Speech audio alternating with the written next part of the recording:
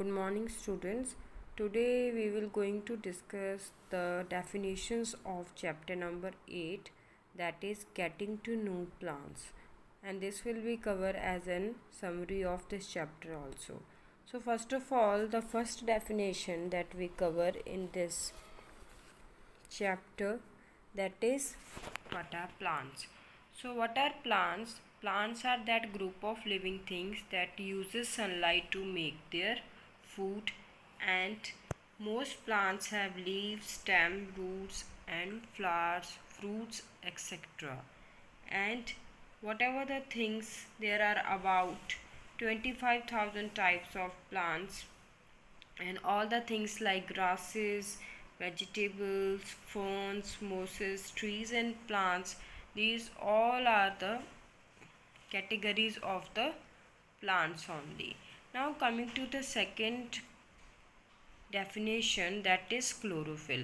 Now what is chlorophyll? Chlorophyll, it is the green color pigment which is present in the green parts of plant, and it plays a very important role in the process of photosynthesis. Now coming to the third definition, that what is photosynthesis. Now photosynthesis is that process by which plant make their food by using four things: water they get from the soil, carbon dioxide they get from air, chlorophyll, it is present in the leaves, and sunlight they get from the sun. So this is known as process of photosynthesis. Now coming to the flowering and non-flowering plant. As the name is indicating, the plants that have flowers, they are known as flowering plants like mango and sunflower plants, and non-flowering plants are those that do not have flowers like ferns and mosses. Now coming to the sixth definition. The sixth definition is herb. So herb are basically, they are very small plants which are having the less than 1 meter high, means their length is 1 meter, less than 1 meter high, and they are green and they have tender stems and they have few branches like you have seen grass and wheat. Now coming to shrubs, these are medium sized plants and they are having a height of up to 1 to 3 meter, and they have hard stems and branches which basically arise from where? Base of the stem. And examples are lemon and rose. And trees, we all know that trees are, they are tall and they are more than 3 meter high, and they are hard brown and they have thick stem. For example, neem tree and mango tree. So all these things, herbs, shrubs, trees, these are the classification of plants on the basis of their size. Now coming to the creepers and climbers. What is creepers and climbers? Creepers are those plants which are having very weak stems and they cannot stand upright, means they cannot grow in upright position, and they spread on the ground. Examples are strawberry and watermelon. Now coming to the 10th, that is climbers. Climbers are those plants that climb up, means that grow up with the help of any support. They can grow around any hard material, they can grow around the tree, stem of the tree or trunk of the tree, depending upon the plant. And its examples are pea plant and grapes. Now the 11th part of this, it is stem. Now what is stem? Stem is basically the thin part of plant which is above the ground, from which leaves or flowers grow. So that is known as stem, which is the main part of the plant and from which leaves and trees grow. This I have told you with the help of diagram also. This green part which is shown, this is the stem, and from which the branches, leaves and fruits grow. So this is known as stem. Now what is modification? This term you will be listening in this chapter again and again. So modification is that whenever any plant, they do the another function except their main function, then these changes which they do to perform other function, that changes are known as modification. Now each plant system, it is divided into two system, that is root system and shoot system. Now what is root system and shoot system? This you can see with the help of this diagram also. The root system is that in which the, you can say, the underground part of the plant or the part that remain in the soil is called root system. So what is root system? This part of the plant, this you can see the root, you can say the part of the plant which is under the ground, that is known as root system, and the part which is above the ground, that is stem, leaf, fruit, flower, this bud, this is known as shoot system. And now coming to the next topic of this chapter, and the next define is, that is root. Root, we all know that root is the part of plant that grows under the ground and they take in water and minerals from the soil. So this is that part of the plant which is grow under the ground, and it is responsible to carry water and minerals from the soil. And before this, you should know that roots basically they are also of two types, taproot and fibrous root. This is written taproot and fibrous root. So taproot is the main root from which number of branches root arise, that is known as taproot, like radish and carrot. Fibrous root are those, you can say, a number of thin fiber like roots arise from the base of the stem. They are known as fibrous roots, for example maize and wheat. Now see this diagram.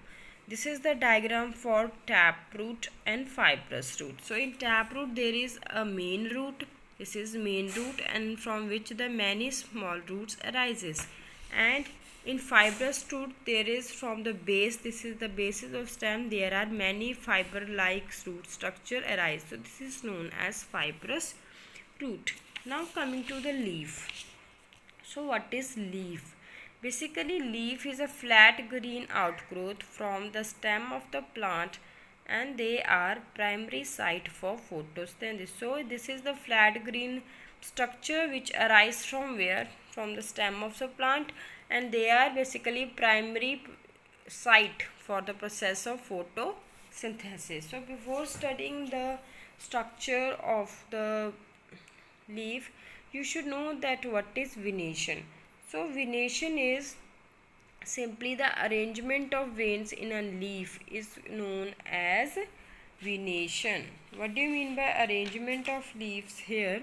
That how the veins in the leaves are arranged, that is known as venation, and it is of two types, parallel venation and the reticulate venation. So parallel venation is that when veins are arranged along the length of life. When they are arranged along the length of life, then it is known as parallel venation. And when veins are arranged on the both sides of the leaves, this is known as reticulate venation. And this is, you can see in the diagram also. See this diagram in your book. This is shown the parallel venation and reticulate venation. Parallel venation means when veins are parallel to each other, and reticulate venation are when they are forming network. So this is known as reticulate venation. Now next you should know what do you mean by transpiration.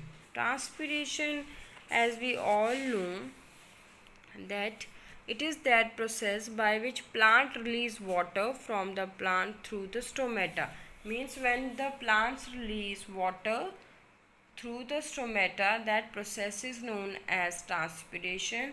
And in transpiration, this transpiration is responsible for the cooling of plant, and they also help in the water suction from the roots of the plant. So this is a most important function of leaves.